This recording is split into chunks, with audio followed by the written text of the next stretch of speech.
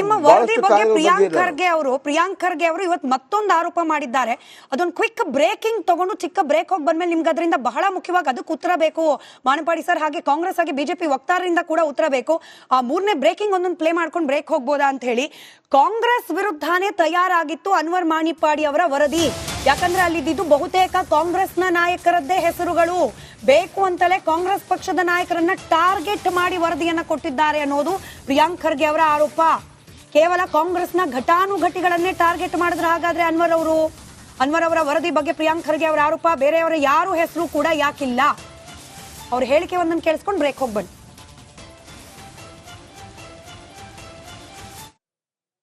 ನಾಯಕರ ಮೇಲೂ ಇದೆ. ಯಾವುದು ನಿಮ್ಮ ಧರಮ್ ಸಿಂಗ್ ಸಾಹೇಬ್ರ ಮೇಲೆ, ಕಮರುಲ್ ಇಸ್ಲಾಂ ಅವ್ರ ಮೇಲೆ, ತನ್ವೀರ್ ಸೇಠ್ ಮೇಲೆ, ಹ್ಯಾರಿಸ್ ಅವ್ರ ಮೇಲೆ, ರೆಹಮಾನ್ ಖಾನ್ ಸಾಹೇಬ್ರ ಮೇಲೆ ಎಲ್ಲರ ಮೇಲೂ ಇದೆ. ನಾವು ಅವತ್ತೇ ತಿರಸ್ಕಾರ ಮಾಡಿದ್ದೀವಿ ಅದನ್ನು. ಇಲ್ಲ, ನಾನು ಕೇಳ್ತಾ ಇರೋದು, ಇಷ್ಟು ವರ್ಷ ಆಗಿದೆ ಅಲ್ಲ, 3 CM ಆಗಿದ್ರು BJP ಅವ್ರದ್ದು. Why they did not take action? ನಡ್ಡಾಗ್ ಬರ್ದಿದ್ದೀರಿ, ಯಾರು ಮೋದಿಗೆ ಬರ್ದಿದ್ದಾರೆ, ಶಾಗ್ ಬರ್ದಿದ್ದಾರಲ್ಲ, ಯಾಕೆ ಆಕ್ಷನ್ ತಗೊಂಡಿಲ್ಲ? CBI ಅವರೇ ವಹಿಸಬಹುದಾಗಿತ್ತಲ್ಲ. ಬರೇ ನಮ್ಮ ಮೇಲಿಲ್ಲ, ಎಲ್ಲಾ ಕಾಂಗ್ರೆಸ್ ನಾಯಕರ ಮೇಲೂ ಇದೆ. ಪ್ರಿಯಾಂಕ್ ಖರ್ಗೆ ಅವರ ಈ ಹೇಳಿಕೆ ಬಗ್ಗೆ ಕ್ವಿಕ್ ರಿಯಾಕ್ಷನ್ ತಗೊಂಡ್ಬಿಡೋಣ. ಬಿಜೆಪಿ ವಕ್ತಾರರು ಫಸ್ಟ್, ಅದಾದ್ಮೇಲೆ ಕಾಂಗ್ರೆಸ್ ವಕ್ತಾರರು. ಅಲ್ಲಿ ಪಟ್ಟಿಯಲ್ಲಿರೋದು ಬರೀ ಕಾಂಗ್ರೆಸ್ನ ನಾಯಕರು. ಕಾಂಗ್ರೆಸ್ನ ನಾಯಕರನ್ನೇ ಗಮನದಲ್ಲಿ ಇಟ್ಕೊಂಡು ಅವ್ರನ್ನ ಟಾರ್ಗೆಟ್ ಮಾಡ್ಕೊಂಡೇ ವರದಿ ತಯಾರು ಮಾಡ್ದಂಗಿದೆ. ಮಾಡ್ಬೇಕಿತ್ತು ಆವಾಗ್ಲೇ, ಆಗಿಂದ ಈಗಲೂ ಅವಕಾಶ ಇದೆ, ಮಾಡಿ ತನಿಖೆ. ಓಪನ್ ಸವಾಲ್ ಹಾಕ್ತಿದ್ದಾರೆ ಪ್ರಿಯಾಂಕ್ ಖರ್ಗೆ ಅವರು. 3 ವಿಚಾರಗಳು ಮುಖ್ಯ ಆಗುತ್ತೆ ನೋಡಿ. ಯಾವಾಗಿಂದ ವಕ್ಫ್ ಬೋರ್ಡ್ ಶುರುವಾಯಿತು, ವಕ್ಫ್ ಬೋರ್ಡ್ ಶುರುವಾದಾಗಿಂದ ವಕ್ಫ್ ಬೋರ್ಡ್ ಅಧ್ಯಕ್ಷರುಗಳು ಯಾರಾಗಿದ್ರು? BJP ಅವರು ಯಾರಾದರೂ ಆಗಿದ್ರಾ? ಎಲ್ಲ ಕಾಂಗ್ರೆಸ್ ಅವರ ಅಧ್ಯಕ್ಷರಾಗಿದ್ದು. 2013 ಯಾವ BJPಯ ನಾಯಕರಾಗಲಿ ಅಥವಾ BJP ಅವರಾಗಲಿ ವಕ್ಫ್ ಬೋರ್ಡ್ಗೆ ಸಂಬಂಧಪಟ್ಟವರಾಗಿದ್ರು?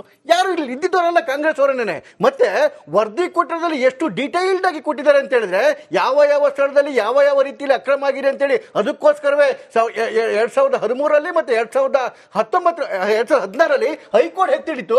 ಅದಾದ್ಮೇಲೆ 2019 ಸುಪ್ರೀಂ ಕೋರ್ಟ್ ಕೂಡ ಅದೇ ವಿಷಯದಲ್ಲಿ ಅದನ್ನು ಎತ್ತಿ ಹಿಡಿದಿದ್ದು. ಮೊದಲನೇದು. ಎರಡನೇದು ಸಿಬಿಐ ವಿಚಾರ ಅಂತ ಹೇಳಿದಾಗ ಇವ್ರು ಹೇಳ್ತಾ ಇದ್ದಲ್ಲ, ಸಿಬಿಐ ವಿಚಾರ ಯಾಕೆ ಬಂತು? ಸಿಬಿಐ ವಿಚಾರ ಬಂದಿದ್ದು ಮೊದಲನೇ ಬಾರಿಗೆ ಸದನದಲ್ಲಿ ನಿಂತ್ಕೊಂಡು ಯಾರು ಸಿದ್ದರಾಮಯ್ಯನವ್ರು ಹೇಳಿದ್ದು 150 ಕೋಟಿ ಕೊಡ್ತೀನಿ ಅಂತ ಅವ್ರಿಗೆ ಹೇಳಿದ್ರಂತೆ, ಅದನ್ನು ಸಿಬಿಐ ಕೊಡಬೇಕು ಅಂತ ಹೇಳಿ. ಸಿಬಿಐ ಯಾವಾಗ್ಲೂ ಸುವಮೋಟೋ ಆಗಿ ಸ್ಟೇಟ್ ಒಳಗಡೆ ನಡೀತಕ್ಕಂಥ ವಿಚಾರಗಳನ್ನ ತೆಗೆದುಕೊಳ್ಳಕ್ಕಾಗಲ್ಲ. ಇಲ್ಲ, ಅದಕ್ಕೆ ಹೈಕೋರ್ಟ್ ಅಥವಾ ಸುಪ್ರೀಂ ಕೋರ್ಟ್ ನಿರ್ದೇಶನ ಆಗಬೇಕು. ಇಲ್ಲ ಅಂತ ಹೇಳಿದ್ರೆ ರಾಜ್ಯ ಸರ್ಕಾರ ಲೆಟರ್ ಬರೀಬೇಕು. ನೀವು ಸದನದಲ್ಲಿ ನಿಂತ್ಕೊಂಡು ಬಹಿರಂಗವಾಗಿ ಹೇಳ್ತೀರ ಸಿದ್ದರಾಮಯ್ಯನವರೇ ಸಿಬಿಐಗೆ ವಹಿಸಬೇಕು ಅಂತೇಳಿ, ನಿಮ್ಗೆ ಯಾಕೆ ಮತ್ತೆ ಯಾಕೆ ಹೇಳ್ತೀರಿ ಸಿಬಿಐ ನಾವು ಕೊಡೋದಿಲ್ಲ ಅಂತೇಳಿ? ಅದರ್ಥ ಈ ಸಿದ್ದರಾಮಯ್ಯ ಶುದ್ಧ ಸುಳ್ಳು ನಾಟಕ ಆಡ್ತಾ ಇದ್ದಾರೆ. ಯಾಕೆ ಅಂತ ಹೇಳಿದ್ರೆ ಮತ್ತೆ ಎದುರಿಸ್ತಾ ಇದ್ದಾರೆ. ಅಮಿಷವನ್ನು ಕೊಟ್ಟಿದ್ದು ಅಂತ ಅನ್ವರ್ ಮಾಣಿಪ್ಪಾಡಿ ಅವ್ರು ಕೊಡಕ್ಕಾಗಲ್ರಿ. ಸ್ವಲ್ಪ ಸಾಮಾನ್ಯ ನೋಡಿ, ನೀವು ನಿಮ್ಗೆ ಮರ್ತೋಗಿದ್ರೆ ಬಿಜೆಪಿ ಹಳೆಯ ವಿಡಿಯೋಗಳನ್ನು ನೋಡಿ, ತಲುಪ್ತದೆ ನಿಮಗೆ. ನೀವು ಮೌನವಾಗಿರಿ ಅಂತ ಹೇಳಿ ಅಮಿಷವನ್ನ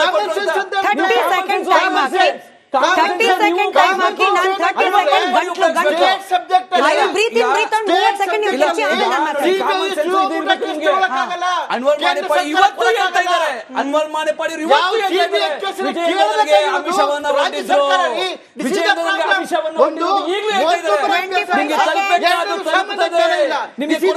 ಸಿಗ್ತದೆ ಅಂತ ಸರ್ಕಾರಕ್ಕೆ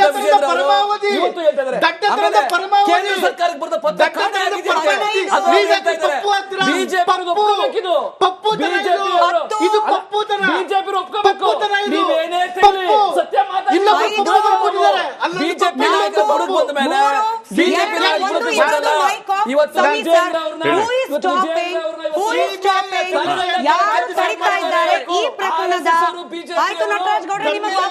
ಸತ್ಯ ವಾಪಸ್ ಬರೋಕ್ ಮುಂಚೆ ಸಮೀವುಲ್ಲಾ ಸರ್ ಹತ್ರ ಕೇಳ್ಕೊಂಡು, ಸಮೀವುಲ್ಲಾ ಸರ್, ಸಿಬಿಐಗೆ ವಹಿಸಬಹುದಾದ ಪ್ರಕರಣ ಅಲ್ವಾ ಇದು?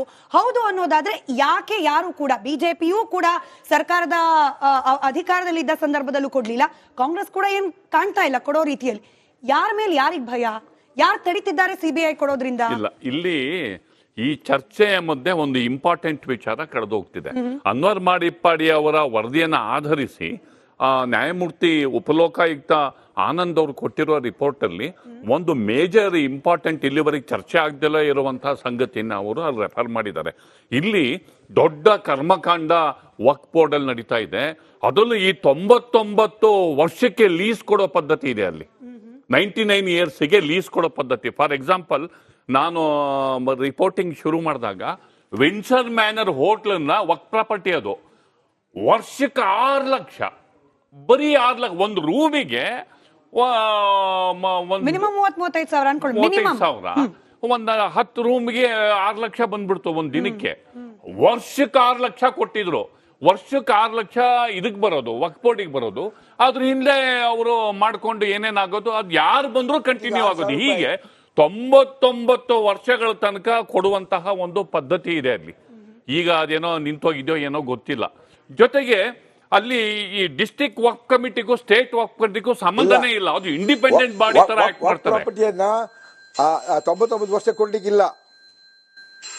ಅದೇ ಡಿಸ್ಟ್ರಿಕ್ಟ್ ವಕ್ಫ್ ಕಮಿಟಿಗೂ ಸ್ಟೇಟ್ ಪ್ರಾಪರ್ಟಿನ 99 ವರ್ಷ ಕೊಡ್ಲಿಕ್ಕಿಲ್ಲ. ಹೌದು, ಅದನ್ನೇ ಹೇಳ್ತಿರೋದು. ವಕ್ಫ್ ಕಮಿಟಿಗೂ ಡಿಸ್ಟ್ರಿಕ್ಟ್ ಕಮಿಟಿಗೂ ಸಂಬಂಧನೇ ಇಲ್ಲ. ಅವರು ಇಂಡಿಪೆಂಡೆಂಟ್ ಆಗಿ ಡಿಸಿಷನ್ ತಗೋದು. ಯಾವ್ದ ಪ್ರಾಪರ್ಟಿ, ಮುತೋಲಿಸು ಮತ್ತೆ ಸಜ್ಜಾದಾಸು, ಲೋಕಲ್ ಯಾವ ಪ್ರಾಪರ್ಟಿ ಅವ್ರ ಪರ್ಸನಲ್ ಪ್ರಾಪರ್ಟಿ ಅನ್ನೋ ತರ ಮಾರಾಟ ಮಾಡ್ಬಿಟ್ಟಿದ್ದಾರೆ. ಇದೆಲ್ಲ ಮನ್ಗಂಡು ವಕ್ಫಿನ ಸಿಇಒ ಮತ್ತು ವಕ್ಫ್ ಆ ಸಂದರ್ಭದಲ್ಲಿ ಯಾರು ವಕ್ಫ್ ಮಂತ್ರಿ ಆಗಿರ್ತಾರೋ ಆ ಮಂತ್ರಿಗಳನ್ನ ಹೊಣೆಗಾರನಾಗಿ ಮಾಡಬೇಕು ಅಂತ ಹೇಳಿ ಆ ಲೋಕಾಯುಕ್ತ ತನ್ನ ರಿಪೋರ್ಟ್ ಅಲ್ಲಿ ಹೇಳಿದೆ. ಮಂತ್ರಿಗಳನ್ನ ಹೊಣೆಗಾರನಾಗಿ ಮಾಡಬೇಕು ಅಂತ ಲೋಕಾಯುಕ್ತ ರಿಪೋರ್ಟ್ ಅಲ್ಲಿ ಹೇಳಿದೆ. ಅದು ಅಂದ್ರೆ ಇಷ್ಟೊಂದು ದೊಡ್ಡ ಪ್ರಮಾಣದಲ್ಲಿ ಆಸ್ತಿ ಪರಭಾರೆ ಆಗ್ಬೇಕಾದ್ರೆ ಮಂತ್ರಿಗಳ ಒತ್ತಡ ಇಲ್ದಲೆ ಆಗೋದಿಲ್ಲ. ಗಡಿ ತಾಲೂಕಿನ ದರ್ಶನ ಮಾಡಿಸಿದೆ ನಿಮ್ಮ ರಿಪಬ್ಲಿಕ್ ಕನ್ನಡ. ಸರ್ಕಾರಿ ದಾಖಲೆಗಳಿದ್ರೂ ಮೂಲಭೂತ ಸೌಕರ್ಯಗಳಿಂದ ವಂಚಿತವಾಗಿದೆ ಈ ಗ್ರಾಮ. ರಸ್ತೆ, ಕುಡಿಯೋ ನೀರು, ಬೀದಿ ದೀಪ ಇಂತಹ ಬೇಸಿಕ್ ಸೌಲಭ್ಯಗಳೇ ಈ ದಿನಕ್ಕೂ ಕೂಡ ಮರೀಚಿಕೆಯಾಗಿದೆ.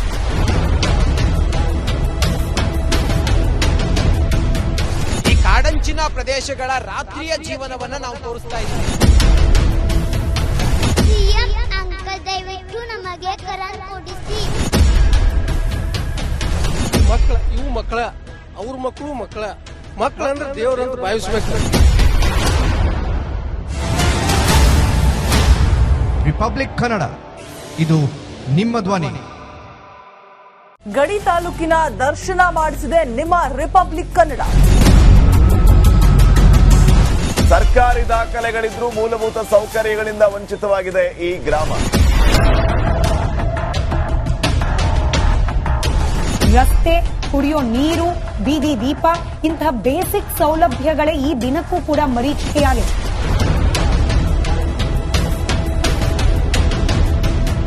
ಈ ಕಾಡಂಚಿನ ಪ್ರದೇಶಗಳ ರಾತ್ರಿಯ ಜೀವನವನ್ನ ನಾವು ತೋರಿಸ್ತಾ ಇದ್ದೀವಿ. ಅಂಕಲ್ ದಯವಿಟ್ಟು ನಮಗೆ ಕರೆಂಟ್ ಕೊಡಿಸಿ. ಇವು ಮಕ್ಕಳ, ಅವ್ರ ಮಕ್ಕಳ ಅಂದ್ರೆ ದೇವರಂತ ಭಾವಿಸ್ಬೇಕು. ರಿಪಬ್ಲಿಕ್ ಕನ್ನಡ, ಇದು ನಿಮ್ಮ ಧ್ವನಿ.